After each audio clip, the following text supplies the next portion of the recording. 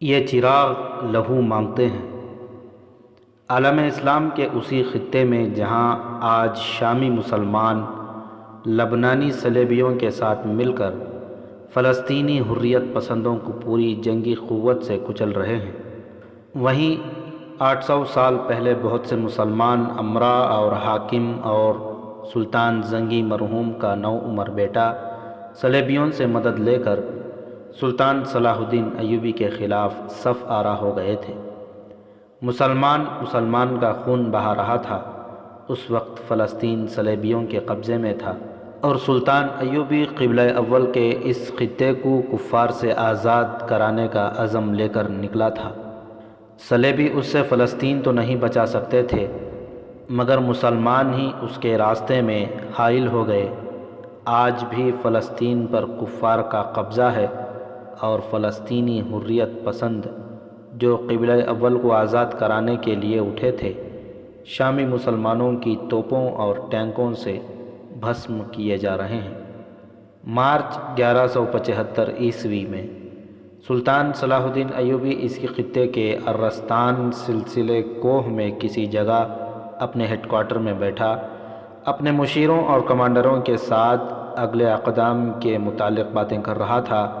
جیسا کہ پہلے بیان کیا جا چکا ہے کہ اس نے حلب کا محاصرہ اسی لیے اٹھا لیا تھا کہ ملک الصالح نے صلیبی بادشاہ ریمانڈ کے ساتھ جو جنگی معاہدہ کیا تھا، اس کے مطابق ریمانڈ سلطان ایوبی کی فوج پر عقب سے حملہ کرنے کے لیے آ گیا تھا۔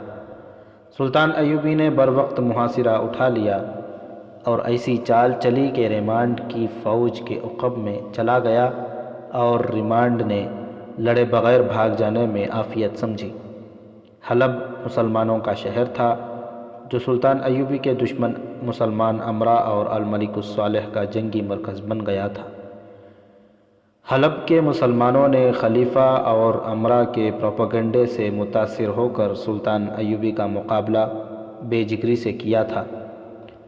وہ حلب پر ایک بار پھر حملہ کر کے غداروں اور ایمان فروشوں کے اس مرکز کو ختم کرنے کی اسکیم بنا رہا تھا کہ اسے مصر سے یہ اطلاع ملی کہ مصر میں اس کے ایک جرنیل القند نے صلیبیوں کی مدد سے سوڈانی حبشیوں کی فوج اس مقصد کے لیے تیار کر لی ہے کہ سلطان ایوبی کی غیر حاضری سے فائدہ اٹھاتے ہوئے مصر پر حملہ کیا جائے اور مصر کی امارت سلطان ایوبی سے چھین لی جائے۔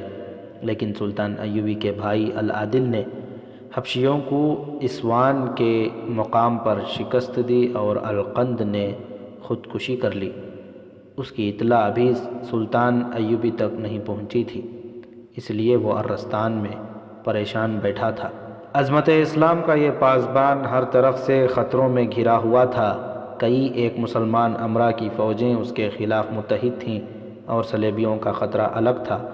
ان سب کے مقابلے میں سلطان ایوبی کے پاس بہت تھوڑی فوج تھی۔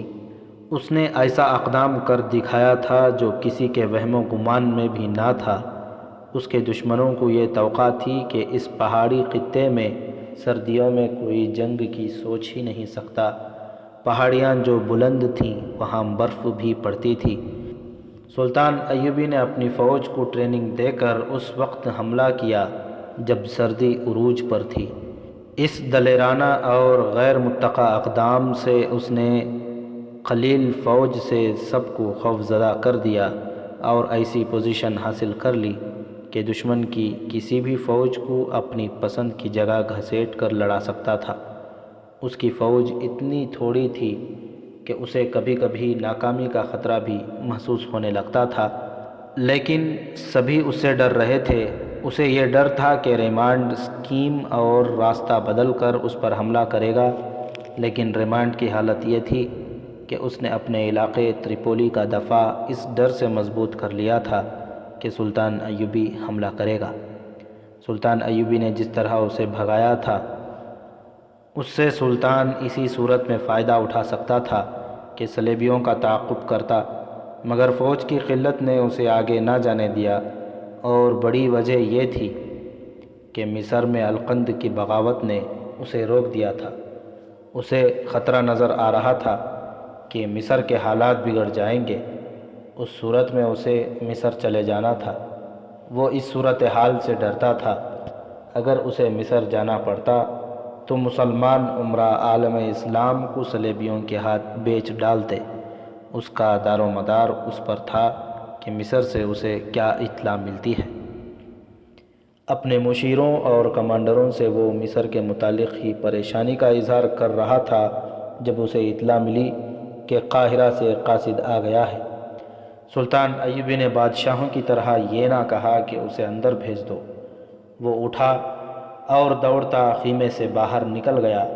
قاصد اتنے لمبے سفر کی تھکن سے چور گھوڑے سے اتر کر خیمے کی طرف آ رہا تھا۔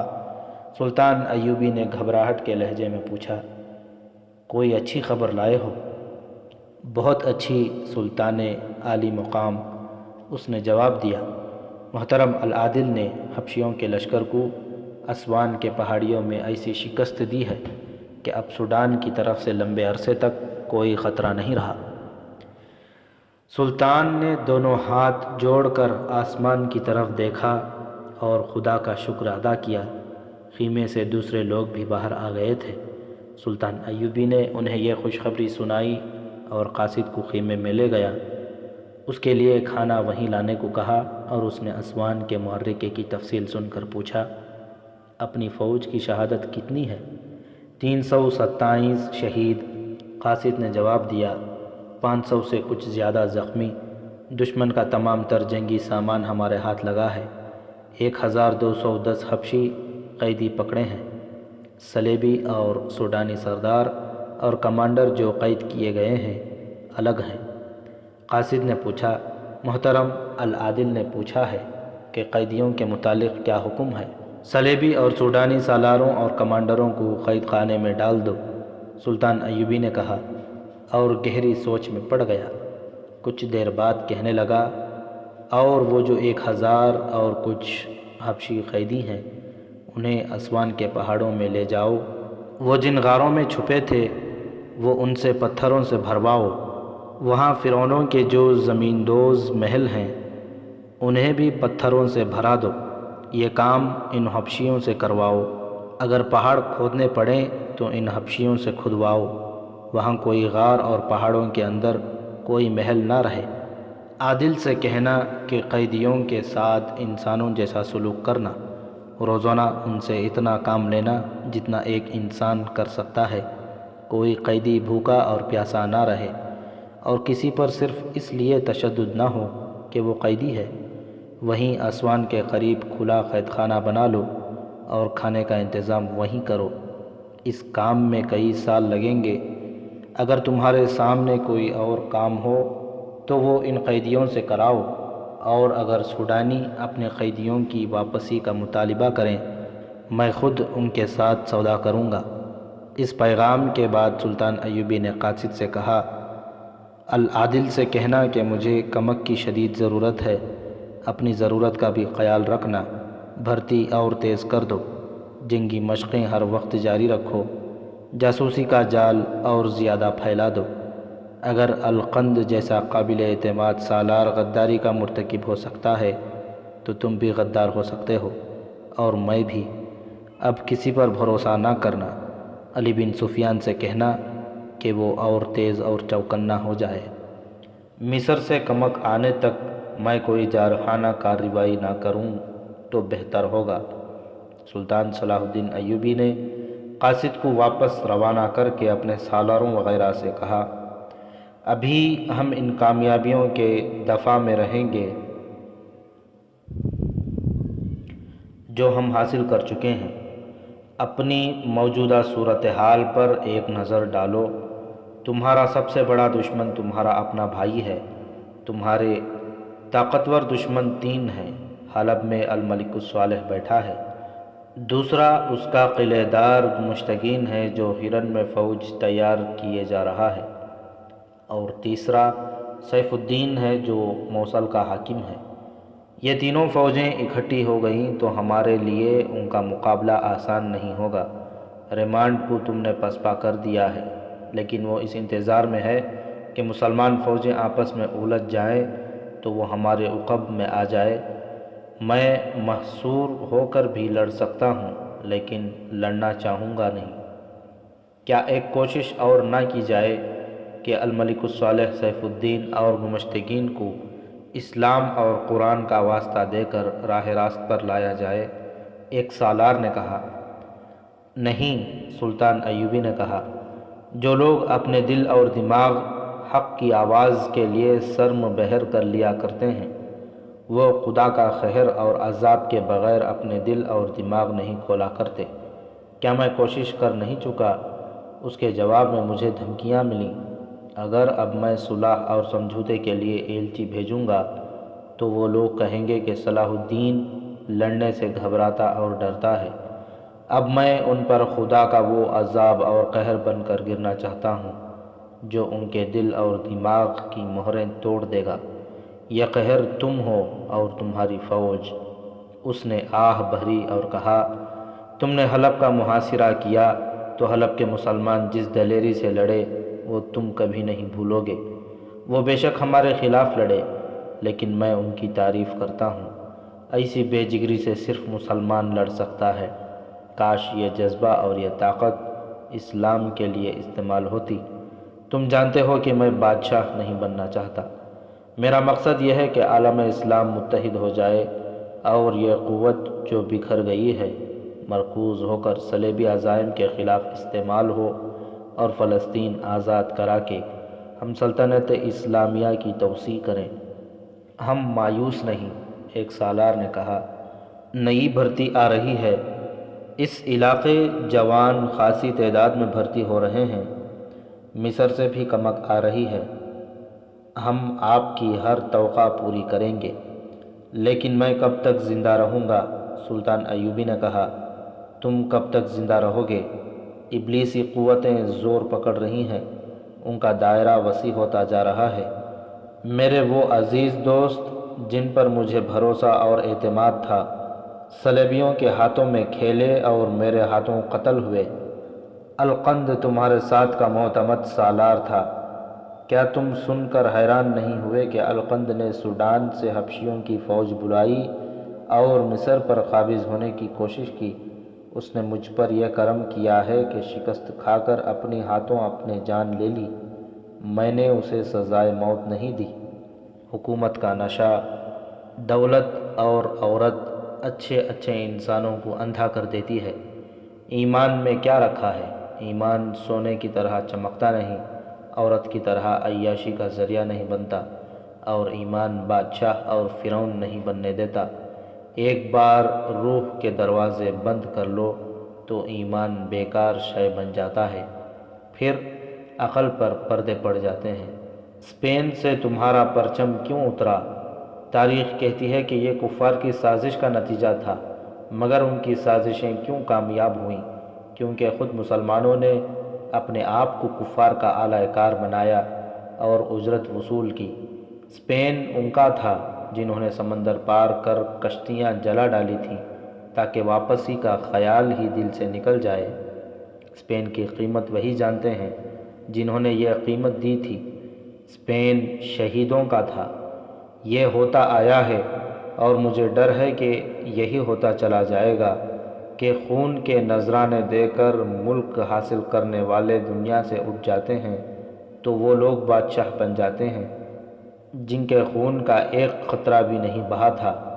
انہیں چونکہ ملک مفت ہاتھ آ جاتا ہے، اس لیے اسے وہ عیاشی کا ذریعہ بناتے ہیں اور اپنے تخت و تاج کی سلامتی کے لیے دین و ایمان والوں اور دل میں قوم کا درد رکھنے والوں کی زبانیں بند کرتے اور ان کا گلا گھونٹ دیتے ہیں۔ انہیں افلاس اور فاقوں کی چکی میں پیس کر ان کے جذبوں کو ختم کر دیتے ہیں۔ اسپین میں یہی ہوا۔ کفار نے ہمارے بادشاہوں کو زر و جواہرات اور یورپ کی حسین لڑکیوں سے اپنے ہاتھ میں لیا، انہیں انہی کی فوج کے خلاف کیا، مجاہدین کو مجرم بنایا اور اسپین کی اسلامی مملکت کو دمک کھا گئی۔ ہمارے رسول اکرم صلی اللہ علیہ وسلم کے پروانوں نے لہو کے چراغ جلا کر آدھی رات کو حق کی آواز سے منور کیا۔ کہاں ہیں وہ چراغ؟ ایک ایک کر کے بجھتے جا رہے ہیں۔ یہ چراغ لہو مانگتے ہیں۔ مگر لہو دینے والے صلیبیوں کی شراب اور عورت کی طلسم میں گم ہو گئے ہیں۔ ان لوگوں کو یہ سلطنت مفت ہاتھ آئی ہے، وہ ان شہیدوں کو بھول چکے ہیں جن کے خون کے عوض خدا نے قوم کو یہ سلطنت عطا کی تھی، اور خدا نے یہ سلطنت بادشاہیاں قائم کرنے اور عیاشی کے لیے عطا نہیں کی تھی، بلکہ اس لیے کہ اسے مرکز بنا کر اسلام کا نور ساری دنیا میں پھیلایا جائے اور بنی نوع انسان کو شر کی قوتوں سے نجات دلائی جائے۔ مگر شہر کا جادو چل گیا اور آج قبلہ اول پر کفار کا قبضہ ہے، ہم ایک دوسرے کا خون بہا رہے ہیں۔ کافر سے پہلے غدار کا قتل ضروری ہے، ایک مشیر نے کہا۔ اگر ہم حق پر ہیں تو ہم ناکام نہیں ہوں گے۔ مجھے یہ نظر آ رہا ہے کہ یہ خطہ خون میں ہی ڈوبا رہے گا، صلاح الدین ایوبی نے کہا۔ حکومت شاید مسلمانوں کی ہی رہے، مگر ان کے دلوں پر صلیبیوں کی حکمرانی ہوگی۔ جنگی نقطہ نگاہ سے سلطان ایوبی نے اپنی فوج کو ایسی پوزیشنوں میں تقسیم کر رکھا تھا کہ کسی بھی ایسے قلعے پر جو وہ فتح کر چکا تھا دشمن براہ راست حملہ نہیں کر سکتا تھا۔ ان قلعوں میں ان کی مختصر سی نفری رکھی تھی، کیونکہ وہ قلعہ بند ہو کر لڑنے کا قائل نہیں تھا۔ پہاڑی علاقے میں اس نے تمام راستوں اور وادیوں کی بلندیوں پر تیر انداز بٹھا دیے تھے۔ جو راستے تنگ تھے ان کے اوپر پہاڑوں پر اس نے بہت بڑے بڑے پتھر رکھ کر کچھ آدمی بٹھا دیے تھے تاکہ دشمن گزرے تو اوپر سے پتھر لڑکائے جائیں گے۔ دمشق سے آنے والے راستے کو اس نے کمانڈو قسم کے گشتی دستوں میں محفوظ کر رکھا تھا تاکہ رسد دشمن سے محفوظ رہے۔ ایک جگہ ایسی تھی جسے حمات کے سینگ کہا جاتا تھا۔ وہ ایک وسیع وادی تھی جس میں ایک ٹیکری جو خاصی بلند تھی آگے جا کر سینگوں کی طرح دو حصوں میں تقسیم ہو گئی تھی۔ اسے سلطان ایوبی نے پھندے کی حیثیت دے رکھی تھی۔ اس نے اپنے سالاروں کو ٹیکنیکی لحاظ سے سمجھا دیا تھا کہ دشمن باہر آ کر لڑا تو اسے اس وادی میں گھسیٹ کر لایا جائے گا۔ سلطان ایوبی نے تمام علاقے میں ایسی جگہوں پر پوزیشنیں قائم کر لی تھیں جن سے وہ دشمن کو کسی بھی جگہ لانے پر مجبور کر سکتا تھا۔ اس اہتمام کے علاوہ اس کے چھاپہ مار جو ان کی چھوٹی چھوٹی ٹولیوں میں دور دور تک گھومتے پھرتے رہتے تھے، جاسوسی انٹیلیجنس کا نظام ایسا تھا کہ دشمن کے قلعوں کے اندر بھی سلطان ایوبی کے جاسوس موجود تھے جو خبریں بیچتے رہتے تھے۔ اسے یہاں تک معلوم ہو گیا تھا کہ سلطانی کے نام و نہاد دعوے دار الملک الصالح نے اپنے گورنر ہیران کے قلعے دار گمشتگین کو اور موصل کے حاکم سیف الدین کو مدد کے لیے بلایا ہے، اور معلوم ہوتا ہے کہ یہ دونوں کچھ شرائط کے بدلے مدد دیں گے، صرف بلاوے پر نہیں جائیں گے۔ جاسوسوں نے یہ بھی بتایا تھا کہ یہ مسلمان حکمران اور امرا بظاہر اتحادی ہیں، لیکن ان کے دل آپس میں پھٹے ہوئے ہیں۔ ہر ایک اپنی جنگ لڑ کر زیادہ سے زیادہ علاقے پر قابض ہونے کی فکر میں ہے، اور صلیبی انہیں مدد کم اور شہ زیادہ دے رہے ہیں، اور ان کی باہمی چپ خلش کو ہوا بھی دے رہے ہیں۔ شمس الدین اور شاد بخت کی کوئی اطلاع نہیں آئی۔ سلطان ایوبی نے حسن بن عبداللہ سے پوچھا، کوئی تازہ اطلاع نہیں؟ حسن بن عبداللہ نے جواب دیا، وہ بڑی کامیابی سے اپنا کام کر رہے ہیں۔ گمشتگین نے کوئی بھی قدم اٹھایا، یہ دونوں سالار اپنا کام پورا کریں گے۔ ان کا پیغام بھی یہی تھا کہ حالات کے مطابق وہ کارروائی کریں گے۔ حسن بن عبداللہ سلطان ایوبی کی انٹیلیجنس کا سربراہ تھا۔ وہ علی بن سفیان کا نائب تھا۔ علی بن سفیان مصر میں تھا کیونکہ دشمن کی جاسوسی اور تخریب کاری کا زیادہ خطرہ مصر میں تھا۔ سلطان ایوبی حسن بن عبداللہ کے ساتھ باہر ٹہل رہا تھا۔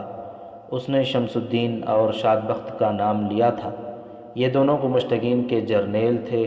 گمشتگین کے متعلق بتایا جا چکا ہے کہ شیطان فطرت مسلمان تھا۔ عہدے اور رتبے کے لحاظ سے وہ گورنر تھا اور ہیرن کے قلعے میں مقیم تھا۔ اس قلعے میں اور باہر اس نے خاصی فوج جمع کر رکھی تھی۔ یہ خلافت کے تحت تھا اور خلیفہ کے احکام کا پابند۔ لیکن اس نے ذاتی سیاست بازی اور چال بازیوں سے فوجی اور سیاسی لحاظ سے ایسی پوزیشن حاصل کر لی تھی جہاں وہ کسی کو پلے نہیں باندھتا تھا۔ اس نے صلیبیوں کے ساتھ درپردہ گٹھ جوڑ کر رکھا تھا، یہاں تک کہ اس کے قلعے میں نور الدین زنگی کے پکڑے ہوئے صلیبی قیدی تھے، جن میں کمانڈر بھی تھے۔ زنگی فوت ہو گیا تو گمشتگین نے کسی کے حکم کے بغیر تمام قیدی رہا کر دیے۔ اس نے یہ اقدام صلیبیوں کی خوشنودی کے لیے کیا تھا، کیونکہ وہ اب صلیبیوں کے خلاف نہیں بلکہ ان سے مدد حاصل کر کے سلطان صلاح الدین ایوبی کے خلاف لڑنے کی تیاریاں کر رہا تھا۔ اس کے 2 سالار تھے جو ذہانت اور جنگی اہلیت کی بدولت اس کے معتمد تھے۔ یہ دونوں بھائی تھے، ایک کا نام شمس الدین علی اور دوسرے کا نام شاد بخت علی تھا۔ یہ دونوں ہندوستانی مسلمان تھے۔ عراق کے اس وقت کے ایک مورخ کمال الدین نے عربی میں تاریخ حلب کے نام سے ایک کتاب لکھی تھی۔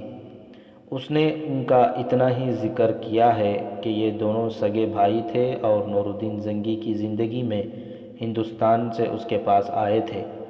زنگی نے انہیں فوج میں اچھا رتبہ دے کر ہرن بھیج دیا تھا۔ قاضی بہاؤالدین ابن شداد نے بھی ان کا اپنی ڈائری میں ذکر کیا ہے۔ عرب میں چونکہ نام کے ساتھ باپ کا نام بھی لکھا اور بولا جاتا ہے، اس لیے ان دونوں بھائیوں کے نام تحریروں میں اس طرح آتے ہیں: شمس الدین علی ابن ضیاء اور شاد بخت علی ابن ضیاء۔ یہ اشارہ کہیں بھی نہیں ملتا کہ ضیاء کون تھا۔ تاریخ میں ان دونوں کا نام آنے کا باعث ایک واقعہ ہے جسے اس دور کے وقائع نگاروں نے قلم بند کیا ہے۔ واقعہ اس طرح ہے کہ گمشتگین منمانی کا قائل تھا۔ ہرن میں عملاً اس کی حکومت تھی۔ اس نے اپنے ایک خوش آمدی اور بدتنیت افسر ابن الخاشب ابو الفضل کو قاضی کا رتبہ دے دیا تھا۔ اسلام کے قاضی انصاف اور دانش کی وجہ سے مشہور تھے، لیکن ابو الفضل بے انصافی اور گمشتگین کی خوشنودی کی وجہ سے مشہور ہوا۔